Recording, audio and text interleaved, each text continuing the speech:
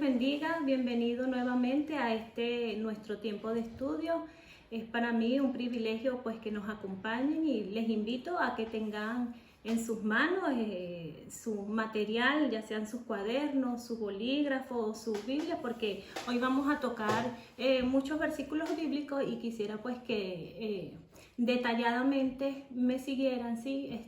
Porque no se pierdan el hilo conductor de toda la enseñanza. Entonces agradecería la atención y la anotación de cada uno de los versículos que vamos a estar hablando en esta hora. El mensaje que tengo para hoy es la respuesta de Dios para este tiempo. Todos sabemos el mundo y sus sistemas cómo está todo colapsado. Vemos en las noticias hambre, persecuciones, protestas, colapsos gubernamentales. Los gobiernos no tienen respuesta y añadido a estas catástrofes, incluso guerras silenciosas que quizás no aparecen reflejadas en los medios de comunicación, pero que están ocurriendo. Todo esto genera mucha incertidumbre, mucha duda respecto al futuro y se añaden preguntas como ¿qué es esto que está pasando? ¿Por cuánto tiempo seguirán pasando estas cosas? ¿Son acaso estas señales apocalípticas? Nuestros jóvenes nos preguntan, los niños preguntan, las personas preguntan y se hacen la interrogante. Y ahora, ¿dónde podemos conseguir las respuestas certeras para dar a este mundo que tanto demanda una respuesta? Pues yo quiero decirte que todas las preguntas se consiguen en todas las respuestas a esas preguntas están contenidas en este libro. Para este tiempo, y es algo que el Señor me ministraba mucho para la iglesia, es que Dios quiere llevarnos a un encuentro con su palabra.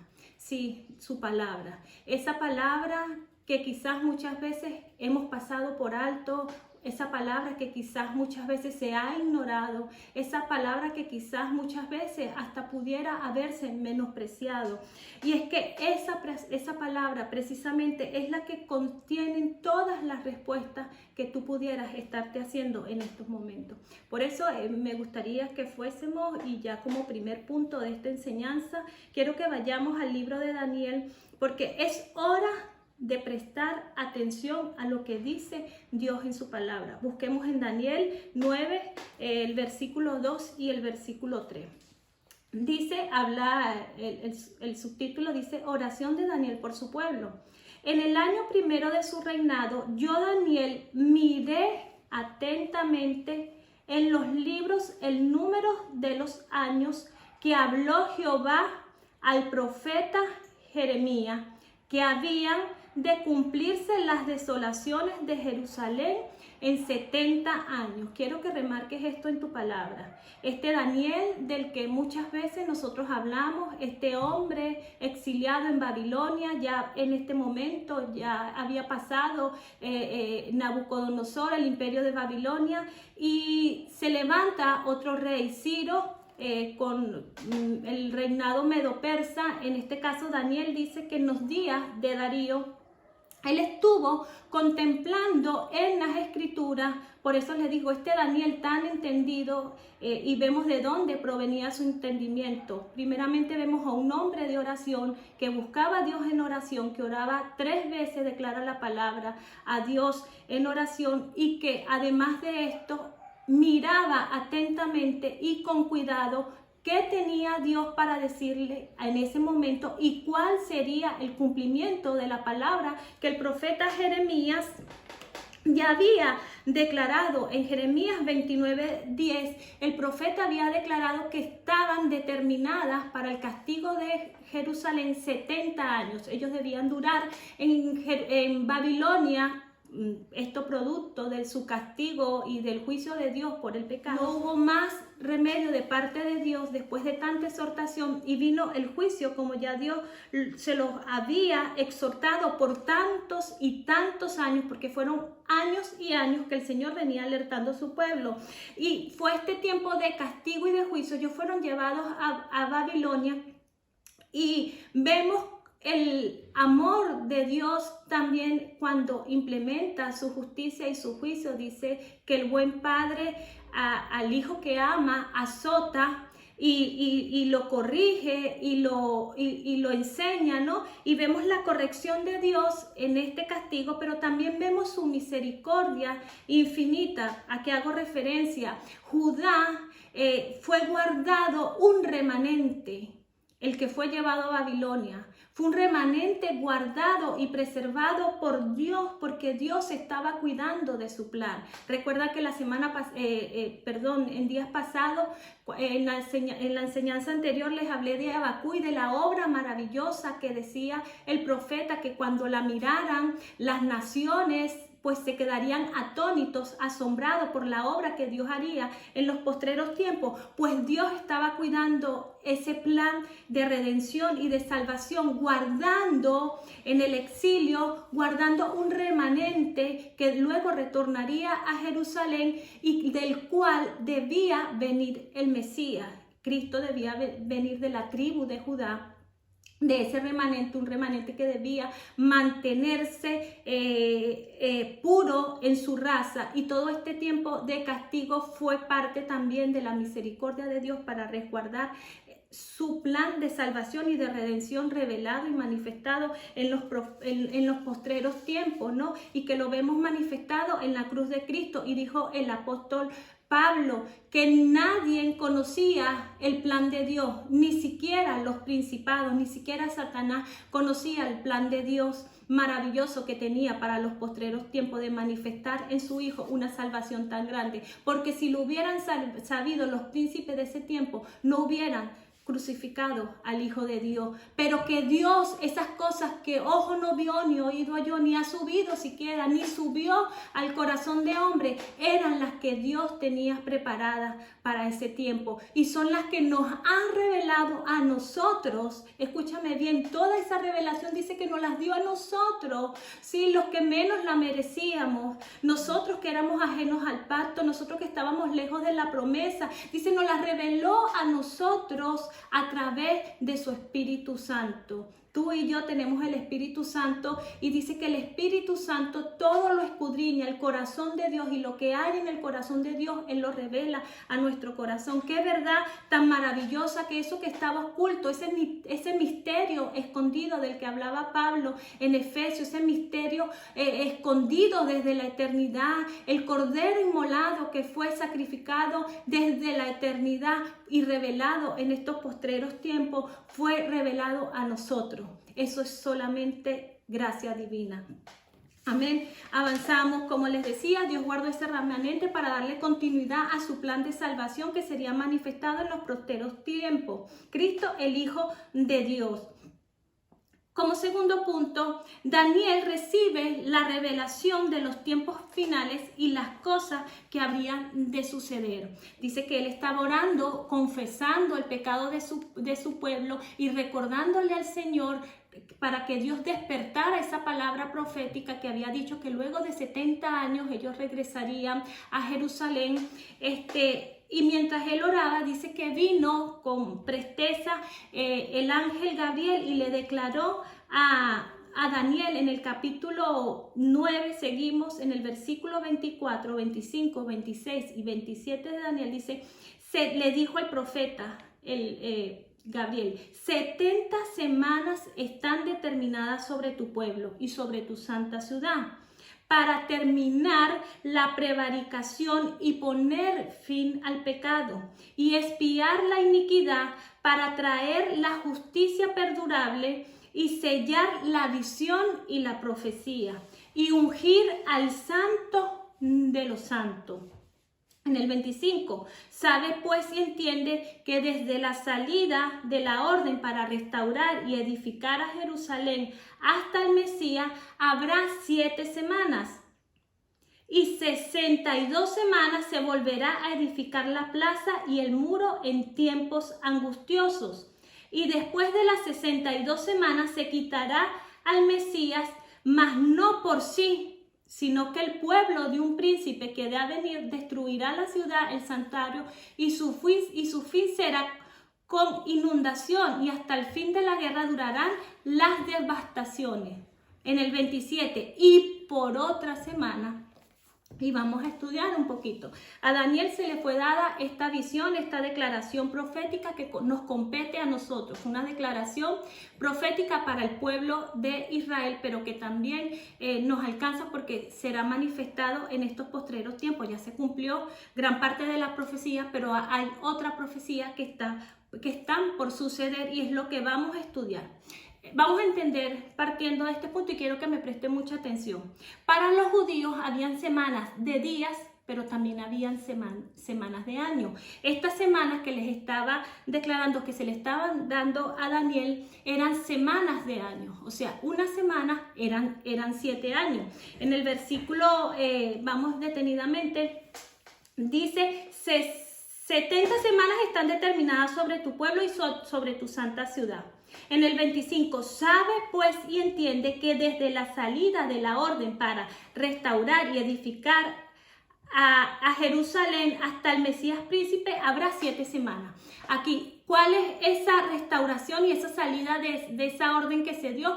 Recordemos que esto se llevó a cabo en el libro histórico de Nehemías, capítulo 2, versículo 1, cuando a través de la orden de Artajerjes, Nehemías sale con la orden y la provisión que le dio el rey para reedificar Jerusalén. Ya antes de eso había regresado Esdras, ¿sí? Y Zorobabel a reconstruir el templo.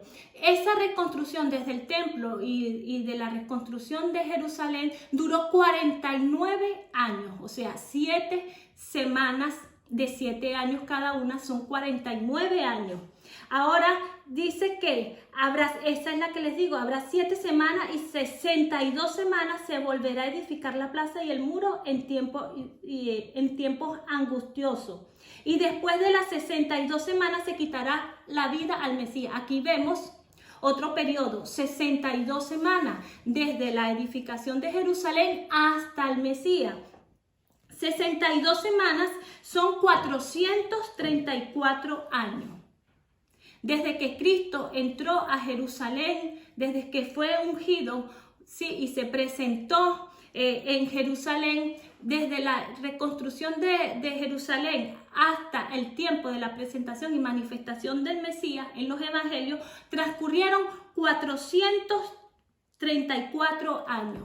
En total han transcurrido, si contamos las 7 semanas desde que se reconstruyó Jerusalén hasta el Mesías, son 483 años, o sea, 69 semanas. Y quiero que prestemos atención en el versículo 7 que dice: y por otra semana. Vemos que esta otra semana está separada porque precisamente es la semana en la que se quedará su cumplimiento en los postreros de los tiempos. Todavía no ha llegado y por eso pues hacemos bien en estar atentos a las palabras proféticas, porque como les decía, aquí conseguimos las respuestas que necesitamos para aclarar y para conocer el fin de los tiempos. El Señor quiere que los conozcamos. Si no, no hubiera dejado eso revelado en su palabra. Si no, no le hubiera dado la profecía a Daniel. Si no, no le hubiera dado la revelación del Apocalipsis al profeta Juan. Entonces, el Señor quiere que miremos atentamente las profecías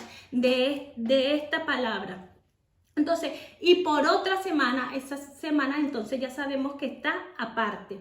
¿Por qué está aparte? Porque inmediatamente que se le quita la vida al Mesías, recordemos el plan perfecto de Dios, la obra maravillosa de Dios, el sacrificio de su Hijo Jesucristo, marcó el inicio de una nueva era, ¿sí? Que es la era de la gracia de Dios. Es el tiempo de la iglesia de Dios. Es un paréntesis. Después de esas 69 semanas, Dios deja el trato con su pueblo y se vuelve a los gentiles, ¿sí? Israel provocó a celos al Señor y Dios pues trajo un pueblo que no era pueblo, dice, pero que ahora en Cristo ya no hay separación, ahora somos parte de unas mismas promesas, como les decía hace un momento, y de un mismo pacto. Entonces entendemos que ese fue precisamente en esa cruz, en ese Gólgota, donde se derramó hasta la última gota de sangre de Cristo. Fue desde allí que empezaron a fluir los ríos de gracia, de donde ahora Dios está tratando con el hombre, está tratando con nosotros los gentiles, el pueblo que no era pueblo, pero que ahora es pueblo y que forma parte de las maravillosas y preciosísimas, dice el apóstol Pedro, de sus promesas. Entonces, en ese lugar del Gólgota, donde nuestro Señor fue como oveja al matadero, sí, como cordero inmolado que derramó su última gota de sangre. A Jesús no le quedó ni una gota en su cuerpo. Él se dio, Él derramó literalmente su vida por ti y por mí para expiar nuestros pecados y para acercarnos nuevamente al Padre. Porque dice la palabra, por cuanto todos pecaron, estaban destituidos de la gloria de Dios. Pero Cristo, el Cordero perfecto, el justo por los injustos, murió para darte vida. La justicia de Cristo ahora se nos es imputada a nosotros. Entonces ese Gólgota, la cruz en donde se derramó la sangre de Jesucristo, ahora es de ese lugar corren ríos de agua viva. Y vemos que el profeta Ezequiel en el 47, en el capítulo 47:1 dice que debajo del umbral, en el altar, fluye un río que es para sanidad de las naciones. Cristo murió por todos los pueblos, por todas las naciones de la tierra. No hay rincón de la tierra que haya quedado exceptuado del sacrificio maravilloso de nuestro Señor. Y ese sacrificio y ese tiempo de gracia y ese río de gracia cubre hasta el fin del mundo, porque dice que todo el que entrare y nadare en ese río, pues vivirá, tendrá vida eterna. Son los ríos y manantiales que dice el Señor, el que cree en mí, como dice la Escritura, de su interior correrán ríos de agua viva, fluirán manantiales para sanidad de las naciones, para la sanidad de los pueblos. Esa es la palabra que como iglesia anunciamos, que Cristo murió por ti, que Cristo murió por mí. Esa es la palabra que no podemos callar, iglesias. Este es el mensaje que anunciamos, que dice en Romanos que esta es la palabra de fe que anunciamos, que si crees que Jesús es el Hijo de Dios y que Dios lo levantó de los muertos, y si creyeres en tu corazón y lo confiesas con tu boca, pues serás salvo. Eso se llama gracia. Eso no merecíamos nada, merecíamos la muerte, pero Dios estimó este tiempo de gracia para tratar con los hombres, para tratar contigo, para tratar conmigo y para tratar con este mundo que cada vez se aleja más de Él. En Éxodo 17:7 dice que el pueblo tuvo sed y murmuró, y a Moisés Dios lo mandó a golpear la piedra. Y dice que salió de ellas agua y bebió todo el pueblo. En 1 Corintios 10:4 dice, y todos bebieron la misma bebida espiritual, porque bebían de la roca espiritual que los seguía, y la roca era Cristo. Esa roca que Moisés tuvo que golpear con su vara para que fluyera el agua y el pueblo tomara y saciara su sed, es el mismo Cristo que dijo Pablo. Esa roca era Cristo, el Cristo que fue golpeado, sí, ya no con una vara, que fue golpeado, que fue humillado, que fue su sangre derramada en la cruz del Calvario. Ese Cristo que tuvo que ser quebrantado para que Él fluyera el agua. Y es el Cristo que es la respuesta para todas tus preguntas, para todos los que estás buscando. Cristo, la respuesta a esta generación sedienta. El Señor, en el encuentro que tuvo con la mujer samaritana, le dijo, si vuelves a tomar de esa agua vas a tener sed, pero el que bebiere del agua que yo le daré no tendrá sed jamás, sino que el agua que yo le daré será en él una fuente de agua que salte para vida eterna. Créeme, no son las religiones, no son los gobiernos los que te van a dar respuesta, no son los vicios, no son los placeres de este mundo. Es Cristo la fuente de vida. Y como lo decía él, 2 males ha hecho mi pueblo. Me dejaron a mí fuente de agua viva y cavaron para sí cisternas cisternas rotas que no pueden retener el agua. Así está esta generación en la que estamos viviendo. Un mundo que le ha dado la espalda a Dios, que ha acabado para sí sus propios dioses, que de todo quieren hacer un ídolo, más la gloria a quien verdaderamente la merece, no se la dan. Como cuarto punto ya, este tiempo de gracia se acabará. Está llegando a su tiempo. Es hora de anunciar que vendrá el juicio de Dios. Esa semana 70 de Daniel que aún no ha comenzado, pero que está pronto a suceder. Y que si quieres estudiar te dejo para que estudies a partir de Apocalipsis desde el capítulo 6 hasta el capítulo 19. Allí vemos todos los sucesos que acontecerán en esas 70 semanas. No será nada fácil. Dice que serán días angustiosos, cual tribulación, cual nunca ha habido jamás. Para que tengas una idea, reúne la Primera Guerra Mundial, la Segunda Guerra Mundial, todas las pestes que han habido, todas las muertes, todas las persecuciones, júntala en un periodo de 7 años. Dice, angustia para Jacob, ¿sí? Para Israel y para los sobrevivientes de este tiempo de ira, que se conoce como el día del Señor, el juicio del Señor, porque recordemos que Dios es amor y nos demuestra su amor en este tiempo de gracia, pero también es fuego consumidor. Y es necesario que Dios ejecute su juicio para todo aquel que no ha recibido su palabra. Están estimadas los sellos y ahorita hay muchas dudas y preguntas, particularmente a mí me han preguntado, ¿es esto? Ya se abrieron los sellos que dicen Apocalipsis 6, ya hemos visto incendios, hemos visto terremotos, hemos visto tantas tragedias. ¿Acaso ya fueron derramadas las copas de ira? Todavía no. Si crees que hemos tenido tribulación en estos tiempos, no queremos ni imaginarnos los tiempos angustiosos que vendrán para ese tiempo. Por eso, como les decía, hoy es el día aceptable. Hoy es el día de salvación. Acércate a Cristo y vivirás. No esperes que ese momento te sorprenda. Porque como te decía, este tiempo de gracia ya lleva más de 2000 años. Esta dispensación ha abarcado más de 2000 años. Porque dice en Romanos que es necesario este tiempo de gracia hasta que entre toda la plenitud de los gentiles, toda la gente que confesará a Cristo. Y por eso la obra misionera y evangelizadora de la iglesia, porque es hasta que todos conozcan y hasta que entren toda esa plenitud de aquellas personas que aceptarán a Cristo, pues esta semana, este tiempo de gracia culminará. ¿Cómo culminará? Con el arrebatamiento de la iglesia. La iglesia será levantada y una vez que la iglesia sea levantada, pues se desatarán todos los hechos y sucesos proféticos que dejó el Señor revelado en la palabra y que le dio a Daniel, que es las 70 semanas, tiempo de angustia, tiempo de dolor, y que comenzará con la manifestación del hombre de pecado, que es el anticristo, quien vendrá y firmará un acuerdo de paz. Y dicen, cuando oigan paz y seguridad, ay Dios mío, el Señor nos ayude.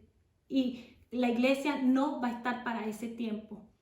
Pero lamentablemente aquel que no acepte el llamado del Señor para este tiempo de gracia, pues vivirá tiempos de angustia, como les decía, cual nunca se han visto.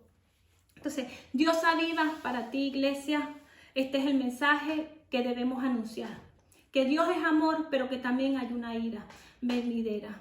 Nosotros somos administradoras, lo declara el apóstol Pablo en Corintios, somos administradores de la gracia de Dios. Dice, téngannos los hombres como administradores también de los misterios de Dios. Estos misterios que el Señor nos dejó revelados y que nosotros manifestamos al mundo, anunciando el mensaje de salvación, anunciando que vendrá una época de dolor y de juicio y que Dios no quiere que pase. Por eso, sus manos extendidas para que puedas acercarte al trono de la gracia. Dios aviva su palabra profética para este tiempo, iglesia. ¿Por qué? Porque la palabra profética es enviada por Dios en los momentos de más oscuridad. Y cuando nosotros estudiamos la historia de Israel y el pueblo y el trato que Dios tuvo con ellos, en los momentos de más oscuridad fue cuando más actividad profética hubo. Cuanto más ellos se desviaban, cuanto más el Señor levantaba profetas para exhortarles. Asimismo, en estos tiempos, dice en 2 de Pedro 2:9, tenemos la palabra profética más segura, a la cual hacéis bien en estar atentos. Subraya nuevamente la palabra atentos, esa atención que dice que tuvo también Daniel. Atentos, como una antorcha que alumbra el lugar oscuro. Para eso viene la palabra profética, para anunciar y para traer luz en momentos de oscuridad, de tinieblas, en momentos donde hay duda, incertidumbres, preguntas y donde nadie parece tener la respuesta. Pues para eso viene la palabra profética, para traer luz acerca de los tiempos que estamos viviendo. Esa palabra profética se declarará hasta que el día aclarezca y el lucero de la mañana salga en nuestros corazones, entendiendo primero esto. Y quiero que quede muy claro y que es principio, que ninguna profecía de la Escritura es de interpretación privada, porque nunca fue traída por voluntad humana, sino que los santos hombres de Dios hablaron siendo inspirados por el Espíritu Santo. Uno que profetiza es alguien que anuncia y no es algo que anuncia que se le vino a su mente y que viene de su emoción y quiere hablar lo que habló. No, el que anuncia la palabra profética, anuncia esta palabra, porque profetizar es anunciar esta palabra que ya Dios dejó revelada en estos 66 libros. No hay más ninguna. Los santos hombres de Dios hablaron siendo inspirados por Dios. Y esta es la palabra profética que anunciamos y esta es la palabra que alumbra en tiempos de tiniebla. ¿Por qué? Otra razón es que la profecía anuncia la palabra de Dios con el fin de edificar, de consolar y de exhortar. Es el propósito de la profecía, quiero que lo anotes en 1 Corintios 14:3, dice esto. La profecía viene entonces para consolar, para exhortar y para edificar a los hombres. Nunca viene para destruir, nunca viene para infundir temores ni miedo. No, viene para formarte, viene para instruirte, viene para darte entendimiento, viene para exhortarte. Amén.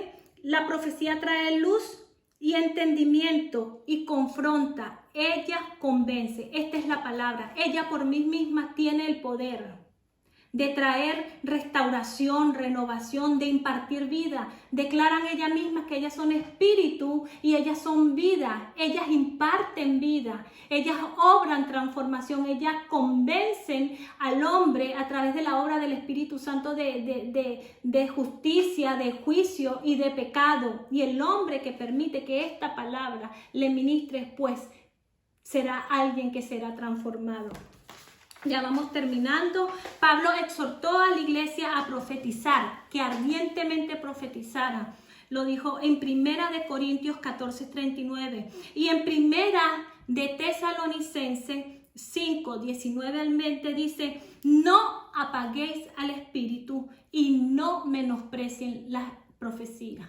Una profecía que quizás ha sido muy menospreciada, puede ser por tanto tiempo sin tener entendimiento y luz acerca de ella. Yo recuerdo que por mucho tiempo yo traté, cuando era más joven, y leía, porque el libro de Daniel ha sido un libro que siempre me ha maravillado y que me ha llenado siempre de mucha curiosidad, y desde joven siempre quería estudiarlo, pero lo leía y quedaba sin entendimiento y nada, y el Señor le había dicho a Daniel que sellara esta profecía. Hasta no hace mucho tiempo este libro estaba sellado, no había entendimiento. Pero ahora Dios abre la palabra profética, porque la palabra profética en momentos de más necesidad es que Dios la abre. Entonces mira, y el Señor dice: mira, esto es lo que está declarado. Muchos buscan respuestas en los noticieros, pero ya esta palabra ya conoce el mañana. Ya esta palabra conoce el futuro y se anticipó Dios por su presciencia, que es su conocimiento de las cosas futuras, y las dejó reveladas aquí para que tú y yo tengamos entendimiento. Entonces el apóstol nos exhorta a no menospreciarla. Estúdiala, escudriñala, entendiendo que el espíritu de la profecía es el testimonio de Jesús. Siempre la profecía va a anunciar, es el testimonio de Jesús. Amén. Entonces ya para ir terminando, iglesia, como pueblo de Dios y administradores de los misterios y gracias divinos, somos los que anunciamos que la respuesta para este tiempo es Cristo. Solo en Él hay salvación. Querrán cerrar tus labios, querrán herir tu lengua, como allá en Jeremías dice que dijeron, venid, maquinemos contra Jeremías, porque la ley no faltará al sacerdote, ni el consejo al sabio, ni la palabra al profeta. Venid, irámoslo de lengua y no atendamos a ninguna de sus palabras. No permitas que el enemigo con sus maquinaciones quiera cerrar tu boca. No permitas que aquellas personas que no quieren escuchar tu voz, pues que la cierren. No permitas que tu boca sea cerrada. No permitas que tu boca sea cerrada porque eres tú el anunciador de que en Cristo están todas las respuestas.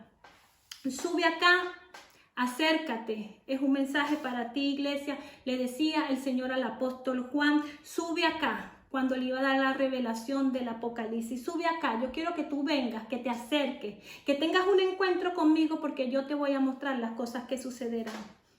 Acércate confiadamente al trono de la gracia, dice el apóstol Pablo, para hallar gracia y oportuno socorro. Si necesitas ser socorrido, si necesitas ser atendido por el Señor, pues este es el tiempo. Dice que las puertas están abiertas del trono de la gracia. Acerquémonos pues confiadamente al trono de la gracia. ¿Y para qué quiere el Señor que vengas a encontrarte con Él?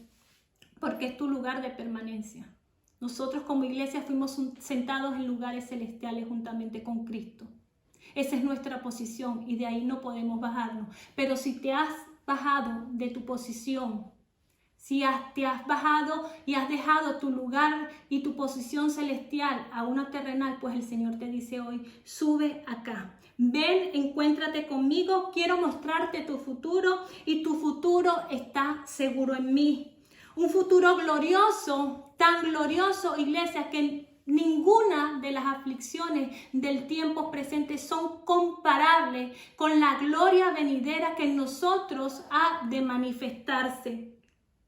Cristo, el plan de Dios revelado y la respuesta para este tiempo. El Cristo que murió, que resucitó, que vive, que levantará a su iglesia y que vendrá. Porque no podemos ignorar que el Señor volverá a esta tierra, pondrá sus pies, dice en Zacarías, sobre el monte de los olivos y peleará contra el anticristo y desbatará aquella piedra que fue arrancada no con mano de hombre. Es ese Cristo, Cristo la piedra que fue quitada no con mano humana y desbatará la imagen de todos los gobiernos humanos y demostrará así que ningún gobierno humano puede dar respuesta, sino que Cristo es la respuesta. Cristo será el gobierno perfecto, un gobierno de paz, un gobierno de gozo, un gobierno de equidad, de justicia. Eso será en su segunda venida. Pero primeramente, la segunda venida del Señor contempla dos aspectos. Primero, cuando la iglesia es levantada, es una cosa diferente el arrebatamiento a la segunda venida. En la segunda venida nosotros ya venimos con el Señor. Mientras aquí en la tierra se desaten los juicios de Dios, nosotros estaremos en las bodas del Cordero. Y luego de esos 7 años que el Señor vendrá y tratará con su pueblo Israel. Entonces, iglesia, que esto sea aliento para nuestros corazones. Termino con Apocalipsis, capítulo 1 y versículo 3, del 1 al 3. Dice, la revelación de Jesucristo que Dios le dio para manifestar a su siervo las cosas que deben suceder pronto. Y la declaró enviándola por medio de su ángel a su siervo Juan, y que ha dado testimonio de la palabra de Dios y del testimonio de Jesucristo y de todas las cosas que has visto. Bienaventurado, escucha esta bienaventuranza porque es para ti y es para mí. Bienaventurado el que lee y los que oyen las palabras de esta profecía y guardan las cosas en ella escritas, porque el tiempo está cerca. Apocalipsis está abierto para estudiarlo. Y como decía, hacemos bien en mirar atentamente la profecía. Se lo declara el Señor al profeta Juan también, porque el tiempo está cerca. La profecía no es para asustarnos, no es para infundirnos terror, por el contrario, viene para afirmarnos en la esperanza más gloriosa, viene para traernos paz y viene para traernos seguridad. Porque como decía, el Señor conoce nuestro futuro y nuestro futuro en su presencia es glorioso. Dios te bendiga, espero que hayas hecho las anotaciones y que tú desde tu casa puedas seguir estudiando estos libros maravillosos y la profecía que Dios tiene determinada para estos tiempos. No quiere el Señor que estemos en ignorancia, quiere el Señor que siempre tengamos una respuesta certera y esa respuesta solo lo encontraremos en su palabra. Presenta a Cristo siempre como la respuesta para este mundo que tantas preguntas se hace. Dios te bendiga.